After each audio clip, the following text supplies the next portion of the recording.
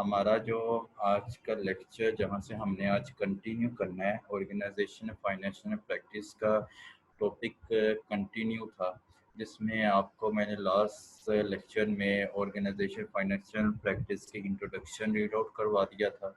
उसके बाद आपको वो चीज़ें पढ़ाई थी जिसमें organization financial point of view से साथ थे कि हमें कैपिटल की ज़रूरत क्यों पेश आती है, वो कुछ हमने पॉइंट डिस्कस किए थे। उसके बाद हमने जब भी हम अगर कैश के साथ अगर कोई कारोबार स्टार्ट करना चाहें या कैश की जहाँ हमें ज़्यादा से ज़्यादा इन कैश में ज़रूरत होती है, वो कुछ just like salaries, miscellaneous expenses, cost of marketing या एडवर्टाइजमेंट होती है, इक्विपमेंट होते हैं, ये वो हैं जो आप कैश के साथ पे करते हैं। इनको दूसरे वेज में आप विद एसेट के साथ रिप्लेस नहीं कर सकते। इसमें तो कैश में आपको कैपिटल की ज़रूरत पड़ती है। उसके बाद हमने जो नेक्स्ट स्टेप रेज़ किया था उसमें ये किया था कि मनी कब रेज़ होती है, यानी कि जब आप how does one step about, यानी कि मनी से आगे जो आपका रेस स्टेप है वो जिसमें हम अपने बिजनेस प्लान को प्रोड्यूस करते हैं, उसमें कुछ डिस्क्रिप्शंस पॉइंट ऑफ व्यू से हमने पॉइंट डिस्कस किया था। असेसमेंट साइज़ के हवाले से, मार्केट का साइज़ के हवाले से हमने डिस्कस किया था, जिसमें ये भी चेकआउट करना होता है कि कंपटीशन हमारे मार्केट में पहले से अगर है तो वो किस लेवल तक है और हमें इसके किस लेवल तक आगे कंटिन्यू करना चाहिए। और फाइनेंशियल परफॉर्मेंस ऑफ कंपनी की प्रेडिक्शन साथ साथ होती रहे तो बेस्ट है। अदरवाइज अगर किसी किस्म का थोड़ा सा भी लैग आता है तो उससे आपकी जो प्रोडक्ट की प्रोडक्टिविटी है वो उसमें फॉल आ जाता है, किसी किस्म का लॉस आ जाता है। आज जहाँ से आज का हमने टॉपिक स्टार्ट करना है जो कि ऑर्गेनाइजेशनल फाइनेंशियल प्रैक्टिस का ही पार्ट है, उसमें आज हमने जो सोर्सेज, फंड के सोर्सेज को रीड आउट करना है। फंड्स के जो रिसोर्सेज हैं वो ग्रुप के तीन किस्म के ग्रुप में इसको तकसीम किया गया है, डिवाइड किया गया है। वो है ग्रांट्स, लोन्स और sales of equity. Grants basically वो होता है कि जब किसी, ये बेसिकली लोन या फंड्स, ग्रांट या सेल्स ऑफ इक्विटी होती है कि अपने बिजनेस को, पहले तो ये समझ लें कि फंड्स किस किस्म के हो सकते हैं और इसमें अपनी ऑर्गेनाइजेशन को रन करने के लिए अगर आपको किसी किस्म का फंड चाहिए होता है तो उनकी किस्में हैं। ठीक है, तो बेसिकली हमारा पॉइंट इसी पर रहेगा कि हमें फंड की अपनी ऑर्गेनाइजेशन को, अपने प्रोडक्ट को, जहाँ जहाँ भी अपनी वर्किंग क्राइटेरिया के मुताबिक हमें फंड की ज़रूरत पड़ती है, उनमें ये तीन किस्म का हमारा ये तीन जो पॉइंट्स हैं इसी में हमने डिस्कस और करना है कि हमें मनी की ज़रूरत पड़ गई है। वो किस फॉर्म में हो सकती है, वो ग्रांट फॉर्म में भी हो सकती है, वो लोन्स फॉर्म में भी हो सकती है, या वो सेल्स ऑफ इक्विटी फॉर्म में भी हो सकती है। वन बाय वन इसका डिस्कस करते हैं। बेसिकली ग्रांट जो है वो एक मनी है जो कि कंपनी को दी जाती है, और अगर किसी खास मकसद के लिए दी जाने वाली रकम को अगर किसी खास मकसद के लिए रकम दी जाए उसको ग्रांट को, ठीक है, ग्रांट एज ए गिफ्ट, अतिया, या उसको किसी किस्म में अपनी कंपनी को ओन करने के लिए दी जाती है ताकि वो अपने बिजनेस को एनहांस कर सके या उसमें जो चेंजेस वो चाहता है जिसके लिए उसको फंड की रिक्वायरमेंट है वो फुलफिल कर सके। A grant is a sum of money given to the company while the company is obliged to demonstrate that it has been used for the purpose of for which it was intended। Company उसको वो रकम देती है, उस मकसद के लिए उसको ग्रांट देती है जिसकी उसमें किसी प्रोडक्ट की या किसी कंपनी में जिस नीयत से उसने फंड्स की डिमांड की होती है, यानी कि उसको जिस मकसद के लिए चाहिए होती है कंपनी उस बेस पर उसको गारंटी देती है कि उसको इजाज़त देती है कि इसको इसके पर्पस के इवज़ कुछ रकम दे दी जाए, मनी दे दी जाए उन ग्रांट की फॉर्म में। ठीक है, अगर उसकी कोई नीयत नहीं थी ग्रांट की, यानी कि उसकी नीयत नहीं थी, उसने वैसे ही डिमांड कर ली, तो वही ग्रांट उसको उस ऑर्गेनाइजेशन को जो दी गई थी वो वापस भी ली जा सकती है और वो उसे वापस करनी पड़ेगी। ठीक है, तो इस केस में अगर वो कोई इलीगल का क्राइटेरिया में आता है, जैसे कि उसने नीयत नहीं थी लेकिन उसने फिर भी मांगी, और उसने जब डॉक्यूमेंट साइंस करने लगा, जो डॉक्यूमेंट में जो भी क्राइटेरिया सेट किया जाता है उसमें भी उसने इलीगली शो करवाया, तो जाहिर सी बात है उसको एथिकली उसको पनिशमेंट मिल सकती है, और एथिकली वो लॉ के अगेंस्ट भी है, एथिकली वो मॉरल के अगेंस्ट भी है। तो ये तमाम चीज़ें इसमें फॉल कर जाती हैं। सारी सी बात है, जो भी पैसे की या ग्रांट की डिमांड करता है तो उसको अपनी कंपनी या किसी भी किस्म का, जिस किस्म से ले रहा है, जिस तरह भी ले रहा हो, उसका पब्लिकली शो करना पड़ता है कि मैं इस वजह से मैं ग्रांट लेना चाहता हूँ, इसलिए मुझे इसके एवज कुछ ग्रांट दे दीजिए। यही मेन मकसद होता है। तो availability of grant and the other help, ये एक किस्म की हेल्प ही होती है, जो कि नई कंपनी पर डिपेंड करता है कि वो very much on the company is located, ये कंपनी कहाँ पर लोकेट करनी है उन पर अंदाज होता है। और कंपनी ज़्यादातर, ये न्यू कंपनी जो होती हैं, ये उनको ज़्यादातर मदद फराहम करती है। How many people is expert to employ and know on government policy at the time. ये जब ग्रांट दी जाती है तो इस सिलसिलेकार में कंपनी से वो तमाम चीज़ें पूछी जाती हैं जिसकी वजह से उसको सारी जो पेपर वर्क जिसको कहते हैं, रिक्वायरमेंट्स जो होती हैं, जो कंपनी या कोई जो भी ग्रांट देने वाला अदारा होता है, वो तमाम उस कंपनी की मालूमात हासिल करता है, as a people point of view, as a equipment point of view, as a land point of view, और कंपनी में वो प्रोडक्ट कौन सी बनाना चाह रही हैं, उस सब चीज़ की नाव हाउ अगर उसको दी जाती है, तो फिर ही उसको पता लगता है कि हम, यानी कि ये जो बातें कर रहे हैं या जिस वजह से मकसद से ग्रांट मांग रहे हैं, वो 100% करेक्ट है, राइट है, और इनको देने के हम मुस्तहिक हैं। और उसके बाद जो भी इनका क्राइटेरिया सेट किया जाता है उनके मुताबिक इनको वापसी करनी पड़ती है। दूसरा जो हमारा पॉइंट है वो ये पॉइंट है कि अगर इसमें देखा जाए, या तो गवर्नमेंट कंपनी या लोन्स, जिसको फंड्स का भी नाम कहते हैं, लोन जब किसी कंपनी को दिया जाता है या कंपनी को ये उधार लेती है, कुछ रकम लेती है लोन के तौर पर, तो उस पर उसको इंटरेस्ट भी देना पड़ता है।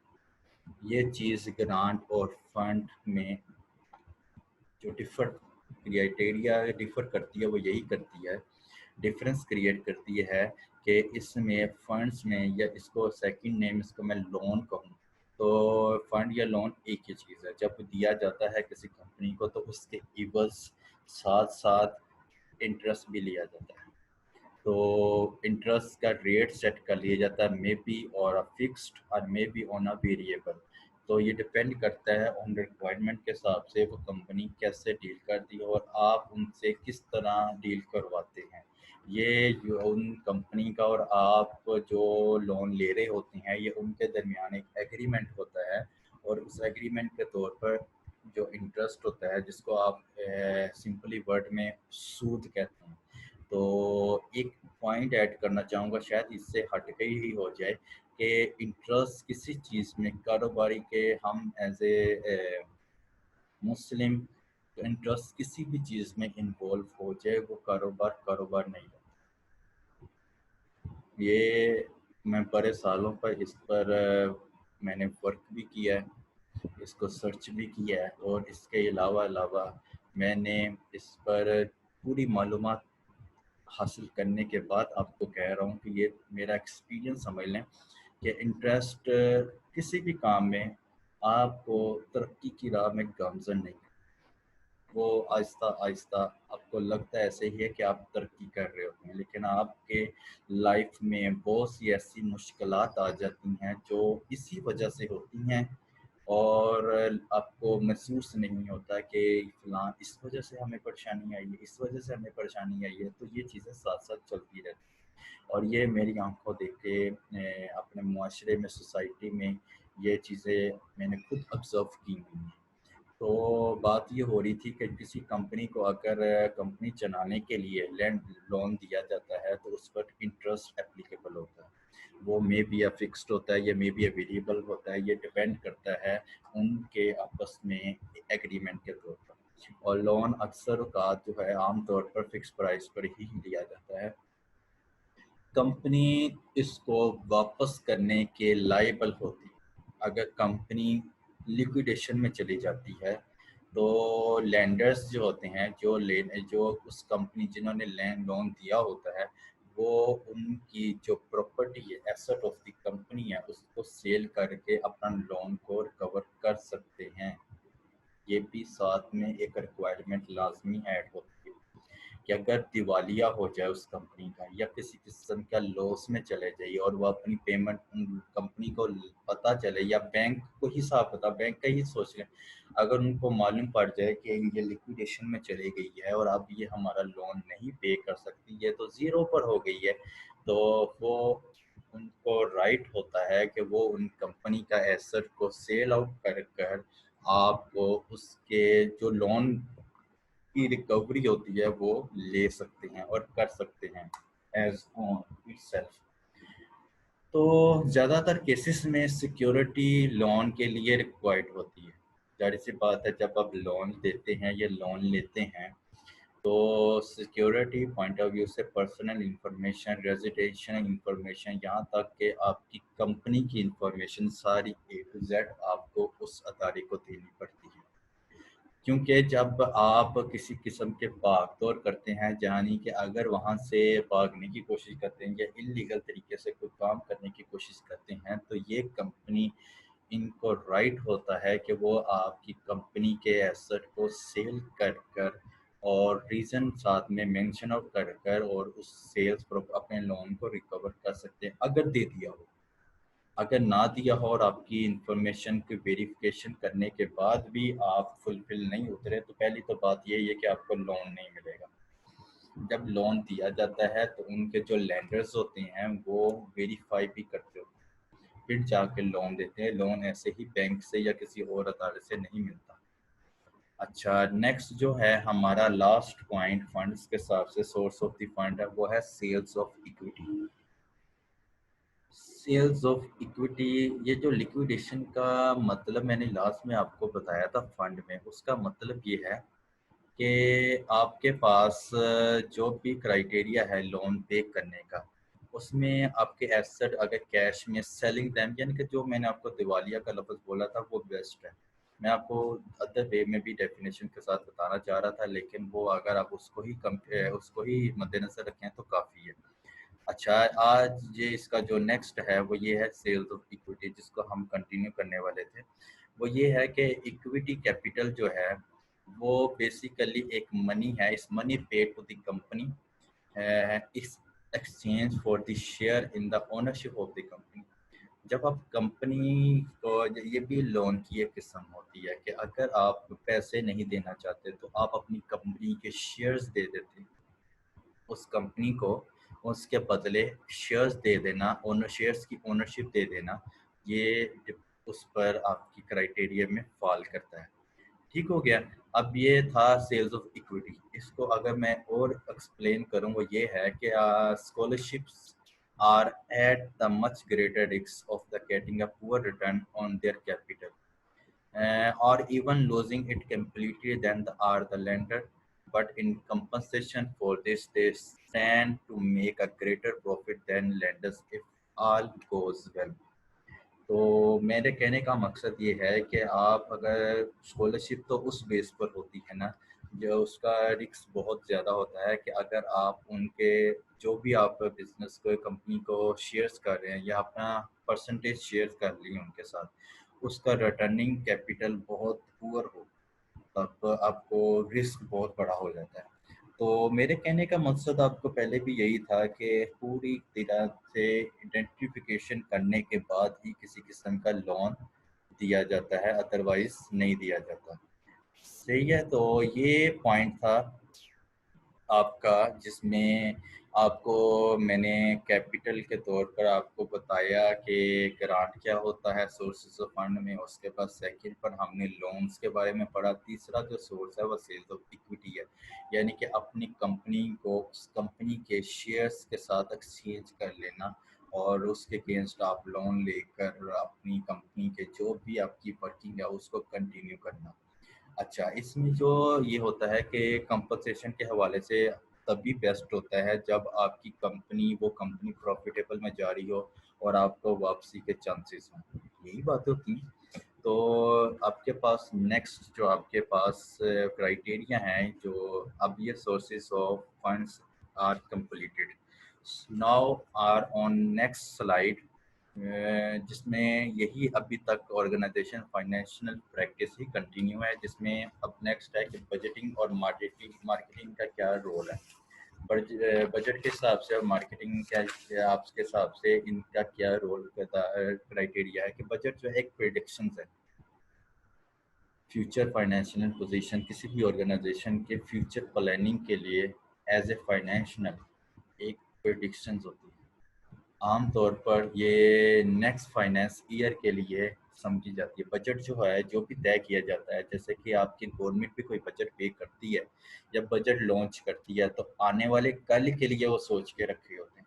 तो यहाँ पर भी ये पॉइंट पहला क्लियर इस हिसाब से है कि बजट एक प्रिडिक्शन है फ्यूचर फाइनेंशियल पोजीशन अपनी ऑर्गेनाइजेशन को आने वाले कल में स्टैंड करने के लिए, आने वाले कल में अपने उस प्रॉफिट जो एम होता है, जो टारगेट होता है, उसको अचीव करने के लिए आप बजट तैयार करते हैं। बेसिकली ये पॉइंट होता है जो कि नेक्स्ट फाइनेंशियल हो सकता है कि आप 1 साल का बनाते हो सकता है कि आप 5 ईयर का बनाते हैं, हो सकता है आप 10 ईयर का बनाते हैं। तो नॉर्मली 1 ईयर का ही बनाया जाता है। ऑर्डिनरी जो मैनेजर्स होते हैं उस कंपनी के, वो इस बजटिंग के हिसाब से बहुत कंसर्न होते हैं। इनका काम ही यही होता है कि कंपनी के इनकम्स और एक्सपेंडिचर्स को बजट के हिसाब से कंटिन्यू करें। अगर किसी किस्म का इसमें लैग आ जाता है तो उससे मैनेजर्स की एक तो अपनी ड्यूटी खतरे में आ सकती है, इन डेंजर फॉर्म में हो सकती है। दूसरी ये होती है कि उसकी अपनी ही उस ऑर्गेनाइजेशन जिसमें के लिए हाई किया जाता है, अगर वो इनकम और एक्सपेंडिचर के हिसाब से बजट को तय नहीं करता या उस पर सीरियसनेस नहीं दिखाता, तो आपकी उसकी कंपनी लॉस में जा सकती है। जिसके साथ साथ मैनेजर को आपको एक और बात यहाँ पर काट के बताता जाऊँ, जितनी बड़ी पोस्ट होती है उतनी जिम्मेदारियां भी ज़्यादा होती हैं। और बड़ा लॉस हो जाए तो फिर लॉस रिकवरेबल की भी चांसेस हो सकते हैं उस बंदे से। तो ये भी सब कुछ मार्केटिंग में ही, प्रोफेशनल में ही प्रैक्टिस जो हम आज हमारा जो ये सब्जेक्ट है, इसमें सब कुछ एथिकली इन्वॉल्व होता है, by law, by moral and by ethically. हमारा प्रोफेशनल प्रैक्टिस ही सारा इसी पर है।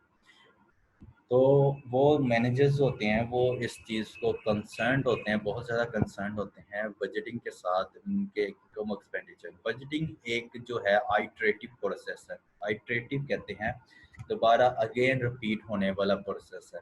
इसको साइक्लिक के तौर पर जब देखिए, साइकिल का जब से ही जो टायर होता है जैसे चलता रहता है, इसी तरह ये भी बजटिंग का जो प्रोसेस है आइटरेट करता रहता है। आइटरेट का मतलब है कि सर्कल आउट, बार बार इस प्रोसेस को कंटिन्यू करता रहता है, जब खत्म होता है फिर दोबारा से शुरू, फिर दोबारा से शुरू। इस तरह इसकी जो सर्कलिंग है वो चलती जाती है। अब यहाँ पर बजटिंग में मैं एक चीज़ ऐड करता जाऊँ यहाँ पर, जो कि स्लाइड में मैं आई थिंक नहीं मेंशन, लेकिन मुझे बताना है कि अगर मैनेजर्स के हवाले से कि सबसे पहले जो मैनेजर्स होते हैं या कोई भी उस कंपनी के होते हैं, कोई भी कंपनी होती है, वो देखते हैं जब वो स्टार्ट करते हैं, फर्स्ट वर्जन ऑफ बजट होता है उनके पास, तो वो करते क्या हैं कि उनके जो एक्सपेंडिचर है ना, वो एक्सीड होते हैं इनकम से, जो कि बहुत परेशानी वाली बातें होती हैं।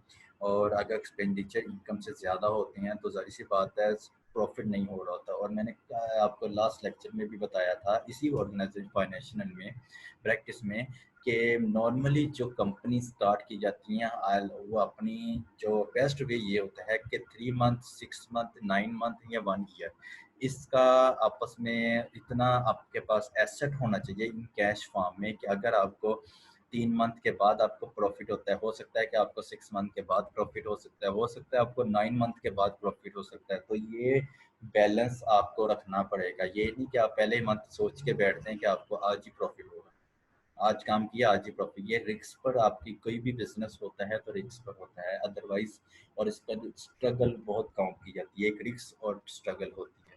और साथ में कैश तो लगता ही है। तो मेरे कहने का मकसद था, जब फर्स्ट वर्जन ऑफ किसी बजट का होता है तो उसमें यही चीज़ सबसे पहले देखी जाती है कि आपके पास जो क्राइटेरिया है वो क्या है, यानी कि एक्सपेंडिचर और इनकम को साथ में प्रिडिक्ट किया जाता है। जब वो जो भी ऑपरेटिंग मैनेजर्स होते हैं वो अपने ऑपरेशंस को इतना एक्सपेंड कर लेते हैं, अपनी सेल्स और मार्केटिंग डिपार्टमेंट को, वो ये नहीं चाहते कि किसी कंपनी, क्योंकि मैंने आपको अभी बताया कि मैनेजर्स बहुत इन्वॉल्व होते हैं, तो वो अपनी कंपनी को उठाने के लिए, प्रॉफिटेबल बनाने के लिए तगदौर कर रहे होते हैं, मेहनत कर रहे होते हैं, कोशिश कर रहे होते हैं। तो उनका ये होता है, जब वो इतनी ज़्यादा मेहनत करते हैं सेल्स और मार्केटिंग डिपार्टमेंट के साथ, तो एक वक्त ऐसा आता है जब उनकी मेहनत तो रंग लाती ही लाती है, जब उनकी जो सेल्स है वो जनरेट होना शुरू हो जाती है, मार्केटिंग हिसाब से वो एडजस्ट करना शुरू कर देते हैं। इससे ये, अगर उनकी बजटिंग जो है सेल्स एक्सीड कर जाए एक्सपेंडिचर से, तो वो प्रॉफिटेबल हो गया।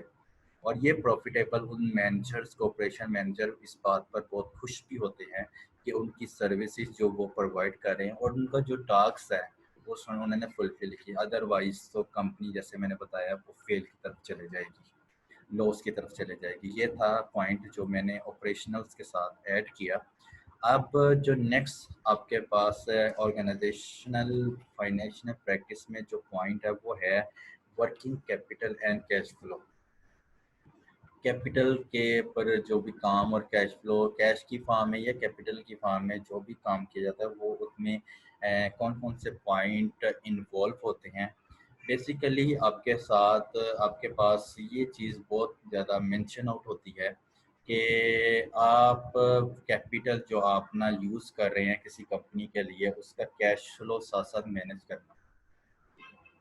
It is perfectly possible for the company to the consistently profitable। ये बात तो बरहक है कि कोई भी कंपनी ये नहीं चाहेगी कि मेरी कंपनी लॉस में जाए। उसकी कंपनी हमेशा, उसकी मुमकिन कोशिश यही होती है, उसकी मुमकिन कोशिश यही होती है कि वो अपने जो कंपनी को प्रॉफिटेबल बनाए, और यहाँ तक कि अपने बिल्स भी उसको खुद पे ना करने पड़े, उनको जो प्रॉफिट आता है उससे वो पे करें।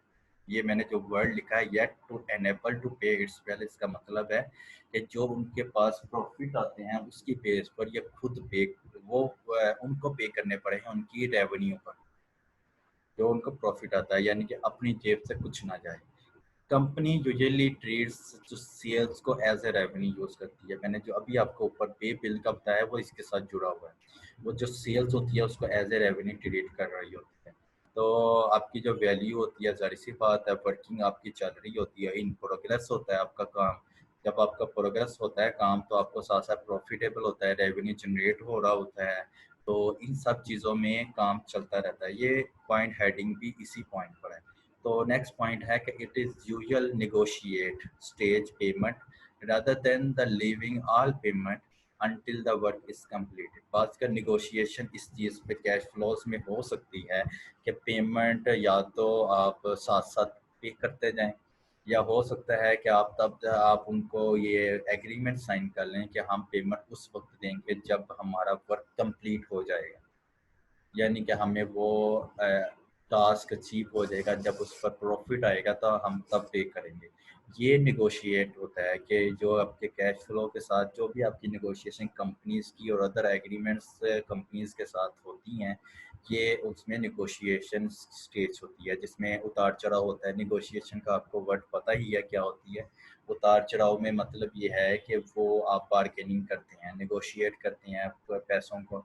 आप उसमें एग्रीमेंट साइन करते हैं कि पहले देने हैं, हाफ पहले देने हैं, मिड में आधे देने हैं, एंड पर लास्ट देने हैं, या आपने वर्किंग कैपिटल जब आपका कंप्लीट हो जाएगा तब आपने देने हैं। ये डिपेंड करता है कि आप उनके साथ क्या एग्रीमेंट साइन करते हैं। हर कंपनी का डिफरेंट एग्रीमेंट होता है। Cash has therefore to be found to cover the gap. Cash अगर किसी भी कंपनी में अगर होता है तो वो आपके गैप को कवर करता है। वो कौन सा गैप है? वो गैप कि what a company has to pay out in cash and what is received in cash working capital। ये वो चीज़ें हैं जो इन कैश आपके पास हो या इन कैश वर्किंग कैपिटल हो, ये उस कंपनी के दरमियान गैप को कवर करता है। नेक्स्ट ये था हमारा आज का लेक्चर, जिसमें हमने ऑर्गेनाइजेशनल फाइनेंशियल जो पॉइंट है वो कंप्लीट कर दिया। जिसमें अगर जो